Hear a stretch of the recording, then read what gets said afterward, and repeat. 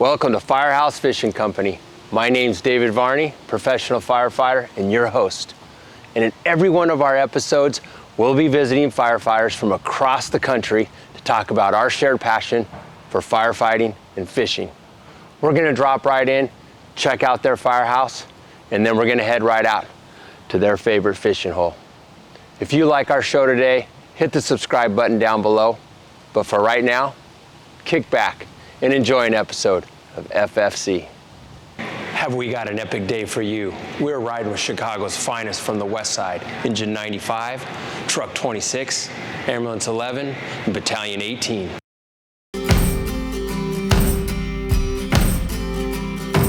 Still rolling the dice, still hoping to find a future for me. 2003. I'm still in this fight. Hey, who does he look like? I What wait actor does he for look like? the The whole night game now. to go easy on me. Actor-wise. You keep blowing me out, I keep holding you in. I keep asking myself, oh, why do you still hurt? Why do you still hurt? Why do you still hurt? So we're out here right now with Jason from Chicago Fire on his Engine 95. And Jason, tell us a little bit about Chicago Fire and your station. Sure. Yeah, this is, well, obviously, welcome to the Chicago Fire Department. We are at Engine 95, Truck 26, 18th Battalion. We're here on the west side of Chicago. So the area we serve is considered West Garfield Park. Been here at this station coming up on 3 years. Once 2022 hits. So been with CFD coming up on 6 years in 2022. Been in fire service for 12 years. Tell us a little bit about this. Jason, after you spend a long day here, your 24-hour shift, what do you do to release, to have that outlet when you leave the firehouse? What does that look like for you in your world? Sure. First thing it looks like is me going home and closing and looking at the back of my eyelids. After I go home, rest up a little bit. Depending on what's going on at home, you got your stuff to take care of. Take care of the home first. Of course, that'll be wrong. Getting another call, so we're gonna head out and we'll catch you back. 272 remain. Yeah, main by order 222, we're gonna release ambulance 2 and any other ambulances that are on the scene.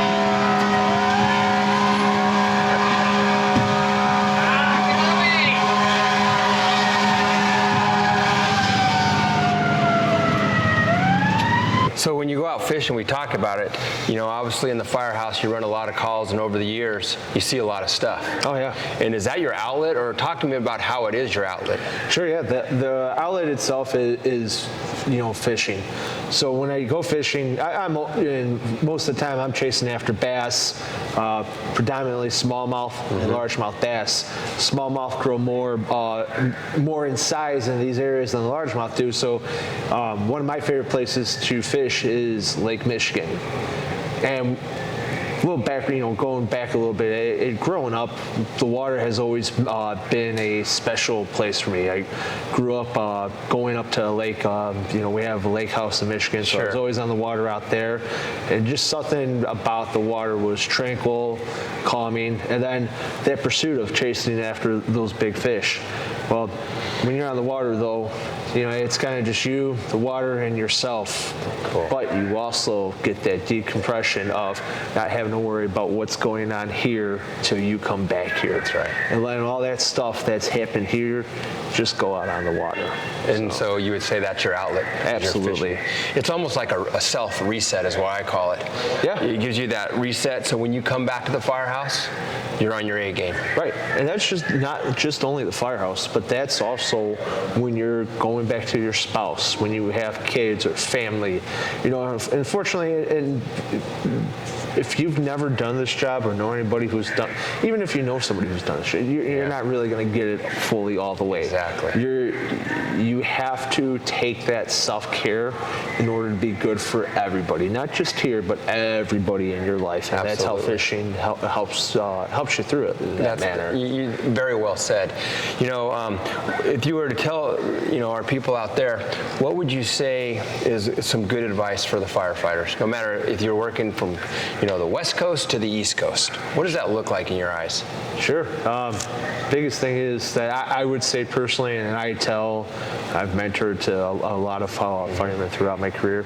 Number one, don't take anything personally. All right. This job owes you nothing. This life owes you nothing. All right. Don't take anything personally.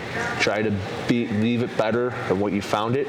Try to teach the next ones coming on the right way. When you do the right thing and do things the right way, it makes everything in your life that much easier. And it's not hard. You just had to choose to do it. And everything you can.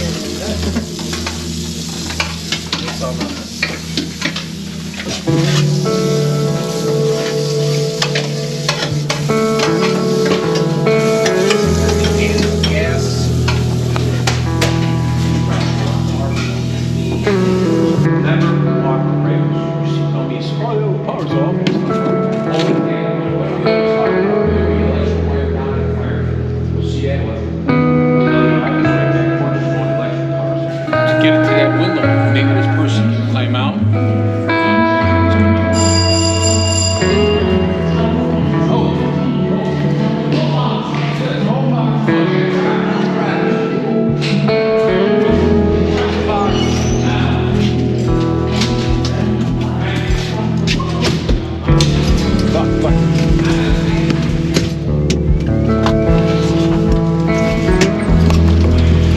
We're not going to make it.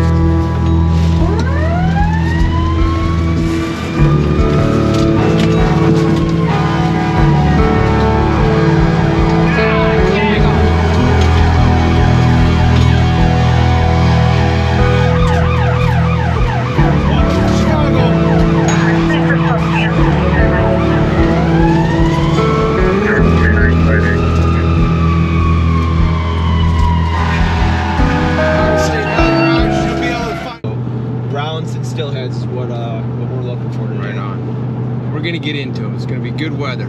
It's Yeah. gonna be about 39 degrees today. This is probably the worst weather you can anticipate. It's going to be snowing. It's going to have gusty winds, but you know what? That hasn't stopped anybody unless you really wanted to, right? That's right. That's why we're headed up there to get into the fish. Usually at this point, I'm headed south to go fishing. You and me both. That's why our passion comes into fishing, because we don't care. We're gonna get into them today and we're gonna have a good time. The streamer isn't working. We could switch down a little bit lighter to nymph, but pretty much when we're targeting these fish, you want to look for your normal area. So anywhere where there's fat seams. So if you find rocks, inside the rocks or outside the seam where it's kind of idle. Yep. Anywhere where you can float it, if you think they're going to be there, float that fly by it, because odds are they are there. All right, we're here on the Dowagiac River. It's a little tributary of the St. Joe River. We're going after some butter trout known as brown trout and some steelies. So let's go do it. All right, let's get it on, brother. All right, one more time here on this one.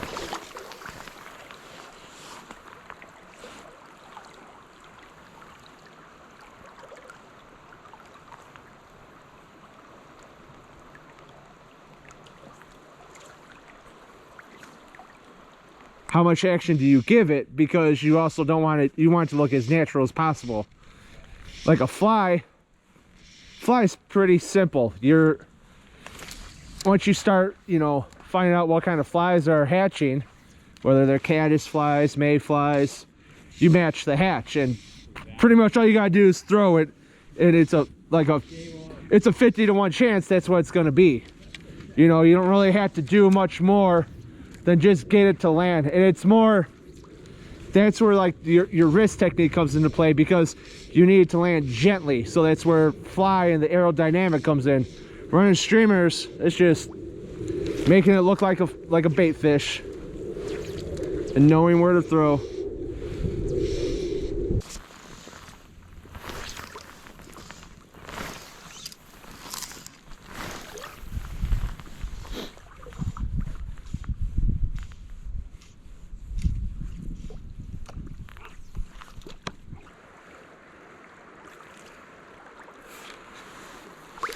Ooh.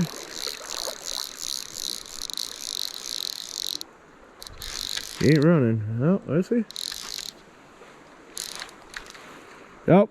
That was a good hearty pack of leaves. That was a darn good one. I knew I had something. See, I wasn't lying when I told you they were hanging out there. They were hanging.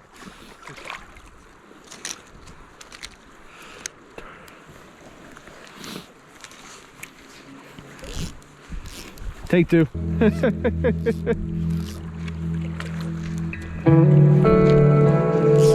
more line out. There we go. That's a good cast.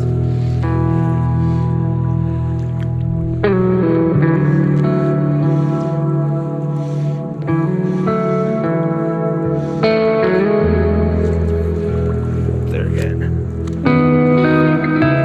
What we're throwing today are streamers, so these are mimicking crustaceans or bait fish that are flowing through the water.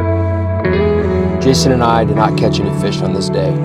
However, the friendship and the moments shared on the water will last a lifetime. I want to thank the men and women of the Chicago Fire Department, especially Jason Peskowski.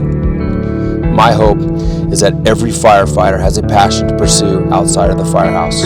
For me, fishing is one of my greatest passions, and having this outlet has allowed me to self-reflect and to make sure I'm giving 100%.